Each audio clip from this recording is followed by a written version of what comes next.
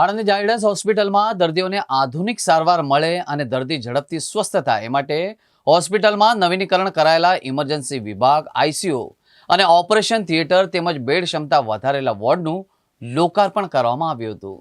આ પ્રસંગે જગતગુરુ પૂજ્ય અવિચલદાસજી મહારાજ, પોલીસ અધિક્ષક ગૌરવ જસાણી, નિવાસી અધિક કલેક્ટર ઋતુરાજ દેસાઈએ રિબિન કાપી આધુનિક સેવાઓને ખુલ્લી પાડી હતી. આ પ્રસંગે ઇમરજન્સી વિભાગ નિષ્ણાત ડોક્ટર કમલેશ ગોયલ અને ડોક્ટર મેહુલ આચાર્યએ આધુનિક ટેકનોલોજી અંગે વિસ્તૃત માહિતી આપી હતી. આ પ્રસંગે ઝાયડસ હોસ્પિટલ આણંદના centre head Shri Pragnesh Gore hospital સુવિધા અંગે વિસ્તૃત માહિતી પણ આપી હતી. હું આણંદ ઝાયડસ હોસ્પિટલના હેડ તરીકે છેલ્લા 10થી વધુ વર્ષથી કાર્યરત છું.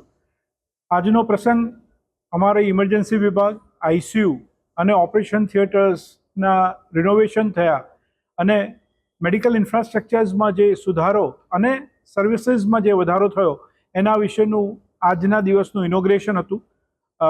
મુખ્યત્વે આનું પર્પઝ એ છે કે જેમ દર્દીઓની સમસ્યાઓ વધી રહી છે તે મુજબ લેટેસ્ટ આરોગ્ય માળખું હોવું એ ખૂબ જ જરૂરી છે, જેથી જટિલમાં જટિલ રોગની સારવાર આપણે ખૂબ જ સહજતાથી આપી શકીએ.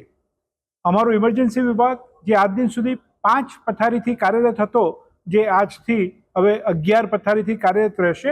તદુપરાંત ઇમરજન્સીમાં જે ઇક્વિપમેન્ટની જરૂર પડે એ દરેક ઇક્વિપમેન્ટ પણ અમારી ઇમરજન્સી વિભાગમાં અવેલેબલ કરાયા છે, જેથી કોઈપણ દર્દીની સારવારમાં કોઈપણ સમયે કોઈ જોખમ ઊભું ના થાય અને ત્વરિત સારવાર મેળવી શકાય.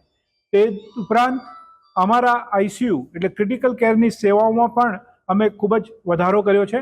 જે હાલમાં 28 પથારીની સુવિધા હતી તે વધારીને હવે 46 ક્રિટિકલ કેર બેડની સુવિધાઓ શરૂ કરવામાં આવી છે, જેમાં ખૂબ જ અલગ અલગ પ્રકારના જટિલ રોગના દર્દીઓ જે હોય, જેમ કે કોઈ એક્સિડન્ટવાળો દર્દી હોય, કોઈ medical management, heart attack, stroke અને ઇવન હાઈએસ્ટ કિડનીથી કોમ્પ્રોમાઇઝડ અથવા બ્લડ પ્રેશર ખૂબ જ જેનું ઓછું હોય અને એમાં જે ડાયાલિસિસની જરૂર પડતી હોય એવા અદ્યતન CRRT જેવા મશીન સાથે અમારી આઈસીયુ સેવાઓ આજથી ઉપલબ્ધ કરવામાં આવેલી છે.